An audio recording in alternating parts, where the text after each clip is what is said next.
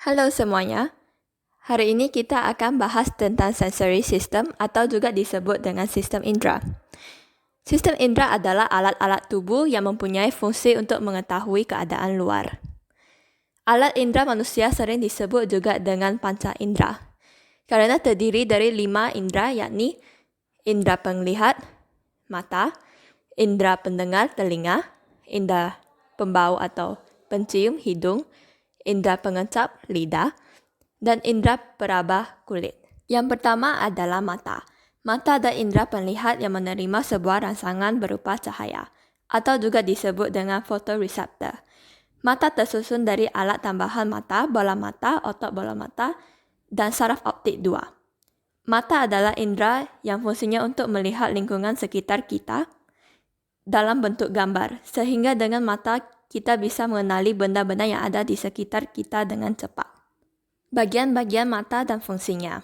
Kornea mata mempunyai fungsi untuk menerima sebuah rangsangan cahaya dan meneruskannya pada bagian mata yang lebih dalam. Lensa mata mempunyai fungsi untuk meneruskan dan memfokuskan pada cahaya agar bayangan benda jatuh ke lensa mata.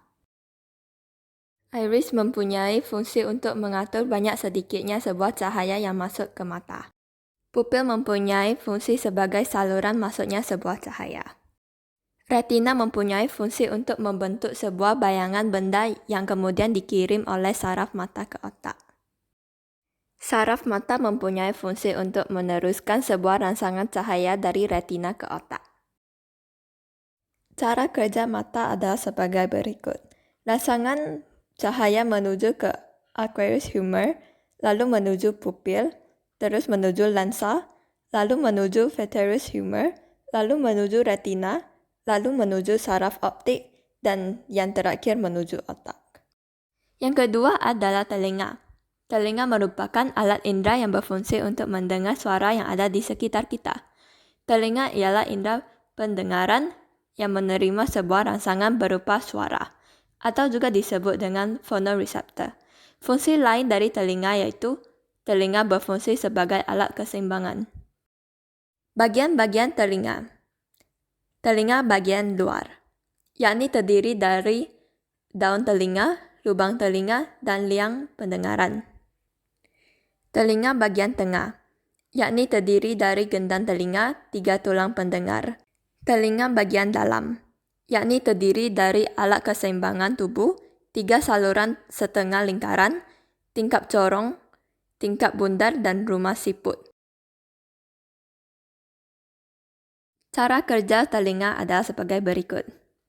Getaran suara menuju daun telinga, lalu menuju saluran telinga, lalu menuju gendang telinga, lalu menuju 3 tulang pendengaran, lalu menuju rumah siput, lalu menuju sel-sel rambut dalam organ kortik, lalu menuju sel saraf auditory, dan yang terakhir menuju otak. Yang ketiga adalah hidung. Hidung ialah indera yang kita gunakan untuk mengenali suatu lingkungan sekitar kita atau sesuatu dari aroma yang dihasilkan. Serabut-serabut pada saraf penciuman terdapat pada bagian atas selaput lendir hidung. Serabut-serabut olfaktori ini mempunyai fungsi untuk mendeteksi rangsangan zat kimia dalam bentuk gas di udara atau juga disebut dengan chemoreceptor. Bagian-bagian hidung yaitu seperti berikut. Lubang hidung mempunyai fungsi untuk keluar masuknya sebuah udara.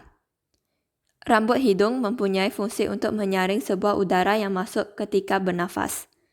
Selaput lendir mempunyai fungsi sebagai tempat menempelnya sebuah kotoran dan sebagai indera pembau. Serabut saraf ini mempunyai fungsi untuk mendeteksi zat kimia yang ada pada udara pernafasan. Saraf pembau ini mempunyai fungsi untuk mengirimkan bau-bauan ke bagian otak. Cara kerja hidung adalah sebagai berikut. Rangsang, bau, menuju ke lubang hidung lalu menuju ke epithelium olfactory, lalu menuju ke mucosa olfactory, lalu menuju ke saraf olfactory, lalu menuju ke thalamus, lalu menuju ke hipotalamus, dan akhirnya menuju ke otak. Yang keempat adalah lidah. Lidah yaitu salah satu jenis indera yang mempunyai fungsi untuk merasakan rangsangan rasa dari makanan yang masuk ke dalam suatu mulut kita. Lidah bisa merespon sebagai jenis dan berbagai macam rasa, seperti rasa manis, rasa pahit, asam, atau asin.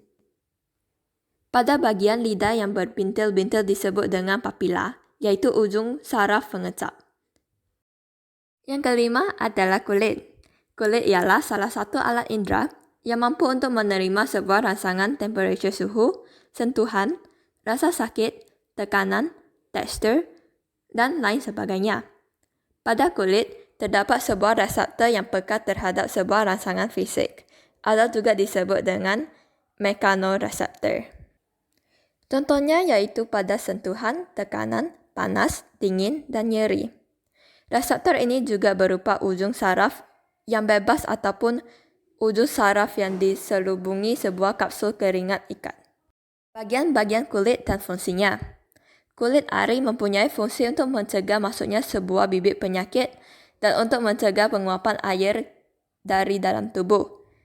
Kelenjar keringat mempunyai fungsi untuk menghasilkan suatu keringat. Lapisan lemak mempunyai fungsi untuk menghangatkan suatu tubuh. Pembuluh darah mempunyai fungsi untuk mengalirkan darah ke seluruh tubuh. Cara kerja kulit. Ada tekanan di kulit, lalu korpuskul Pacini berubah bentuk. Kemudian terjadi depolarisasi yaitu Na+ masuk dan K+ keluar. Lalu terbentuknya potensial aksi yang dihantarkan dalam bentuk impuls oleh saraf. Lalu impuls diolah dan timbul sensasi di kulit.